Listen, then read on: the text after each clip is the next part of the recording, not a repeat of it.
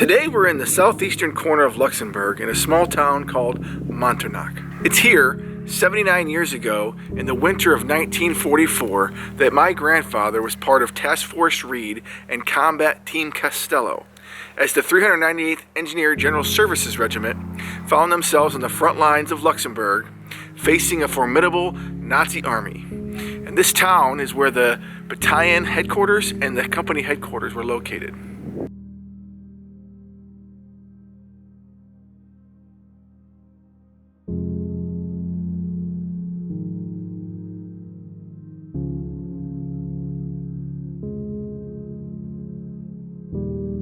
The German breakthrough in the Ardennes gave the war in Europe a whole new significance, and the 398th was thrust into action to face a formidable enemy. So the 398th transformed itself from a service troops organization into the frontline infantry needed to help replace a weary 4th Infantry Division. Task Force Reed consisted of the 2nd Armored Cavalry Group, which is today's 2nd Armored Cavalry Regiment, the 808th Tank Destroyer Battalion, and the 276th Field Artillery Battalion. Their mission? To hold the line, defend the enemy's advance, and to prepare delaying positions.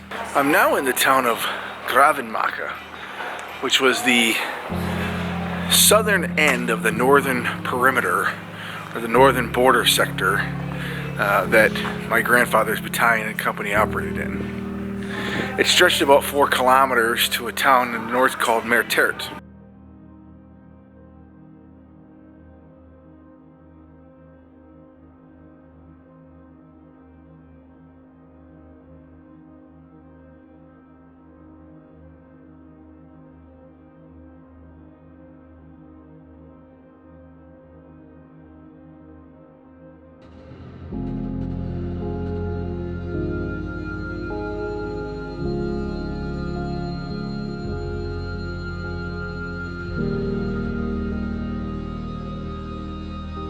The 398th 2nd Battalion was in this sector with Bravo Troop 2nd Cavalry.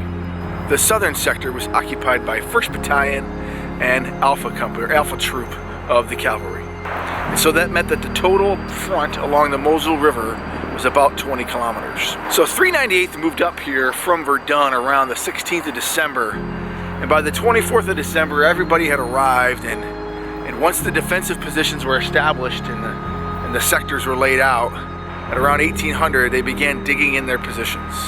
And so they probably, while there weren't a lot of positions necessarily dug in here in Grevenmacher, you know, as you look along the road, once you get out of town, it becomes very, very rural. And so there were probably fighting positions dug in along there. We're going to take a stroll down there and see if we can find anything. But this town of Grevenmacher came up twice during my research. The first time it was mentioned is when 2nd Battalion was ordered to booby-trap this town because the Germans were operating out of this town into Americans' sector to gather intelligence. The second time it was mentioned was from an article I found written by a John Payne from an official publication for veterans of the Battle of the Bulge, and it was called the Bulge Bugle. And my grandfather is mentioned by name in this article. Quote, Lieutenant Bogart asked for volunteers to serve at an LPOP on the top floor of a champagne factory right on the bank of the Moselle River in the deserted town of Grevenmacher. Now behind me, directly behind me, is that old champagne factory.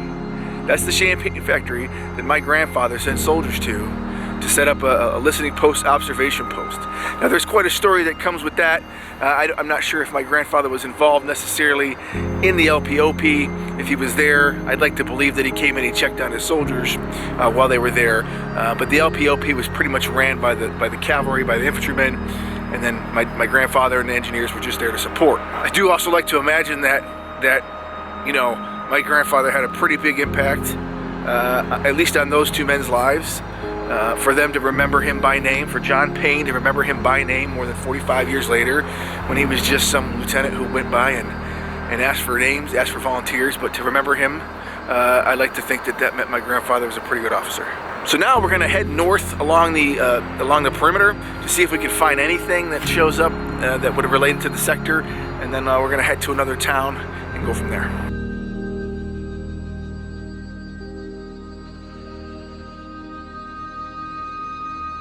Behind me is the small town of Machtum, another small town along the Moselle River. And this small town saw a lot of action during my grandfather's time here.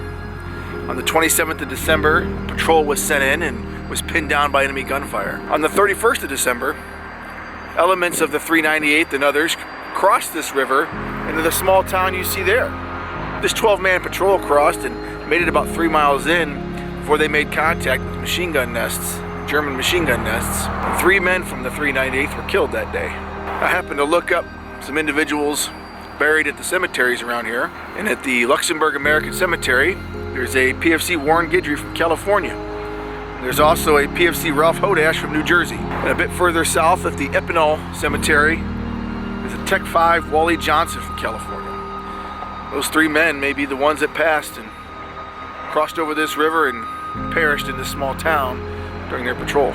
In order to dislodge the enemy from the town of Machtum, the 398th and the 2nd Cavalry decided to lay siege through artillery on the town for cover, and they moved in and assaulted the village.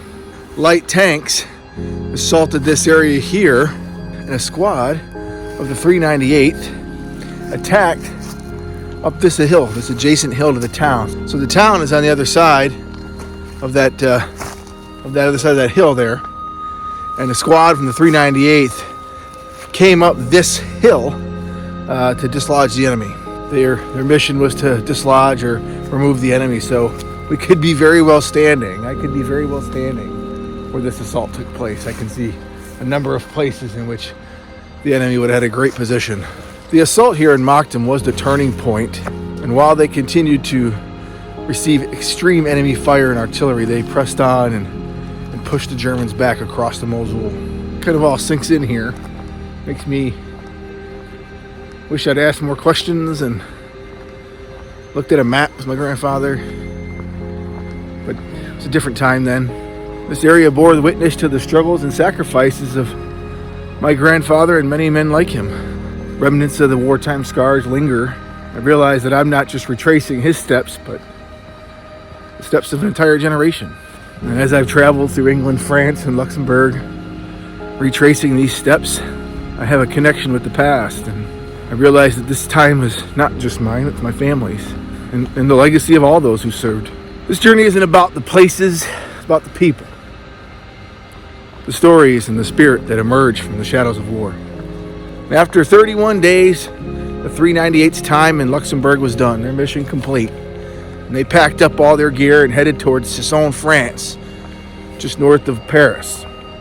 Be sure to stay tuned for that video. I'm not sure what we'll find there, but we will head to Compiègne, France. There's a great story about Compiègne. Aside from where Joan of Arc was held captive and killed, so my grandparents were married. But until then, stay tuned, subscribe, share. Au revoir.